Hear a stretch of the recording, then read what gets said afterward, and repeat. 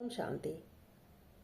हम सभी परिवार में एकजुट होकर एक साथ स्नेह से, प्यार से, विश्वास से रहते हैं तो कोई भी उसके नींव को हिला नहीं सकता।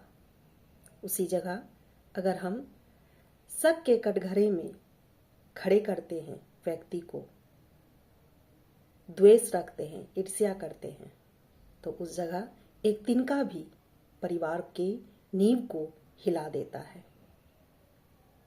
जिसकी हमें बहुत ही बड़ी भरपाई करनी पड़ती है। एक महिला बाजार गई और फल वाले दुकानदार के पास जाती है।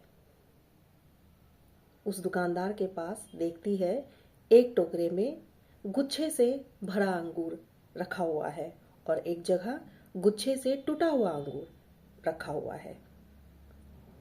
वह महिला दुकानदार से दोनों का मूल्य को पूछती है तो दुकानदार टूटे हुए जो अंगूर थे, गुच्छे से बिखरे हुए थे, उसका मूल्य कम बताता है और उसी जगह जो गुच्छे में अंगूर है उसका दाम ज़्यादा बताता है। तो वह दुकानदार से पूछती है कि ऐसा क्यों? दोनों तो अंगूर हैं, एक गुच्छे से टूट गया है और एक गुच्छे में है। तो वो कहता है कि गुच्छे वाला अंगूर खराब हो जाएगा, लेकिन जो गुच्छे में है एक साथ है वो खराब नहीं होगा, इसलिए इसका दाम ज़्यादा है और जो टूट गया है उसका कम है। तो वहाँ एक उसी के साथ एक महिला थी, खड़ी थी, वह सब बातें सुन रही थी। तो वो कहती है कि जिस प्रकार यह अंगूर गुच्छे में है तो इसका मूल्य ज़्यादा है, उसी प्रकार जो गुच्छे से अलग है उसका मूल्य कम। तो वो समझाती है कि उसी प्रकार हमारा परिवार भी है,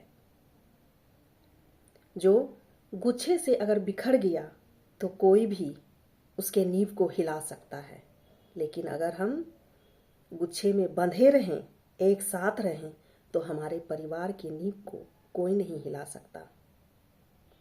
और वो महिला एक दूसरे की संबंधी थी। वो जब महिला पलट के देखती है तो देखती है ये तो मेरी संबंधी है, इसलिए यह ऐसी बातें कह रही है। तो हमारे जीवन में भी जब भी लगे कि हम बिखर रहे हैं, टूट रहे हैं, हमारा परिवार बिखर रहा है, उस जगह इस कहानी को ज़रूर याद रखिएगा कि गुच्छे से अगर हम बंधे हैं तो हमारी नींव मजबूत है, और अगर हम गुच्छे से अलग हो गए तो हमारे नींव को एक तिनका भी हिला देगा। ओम शांति।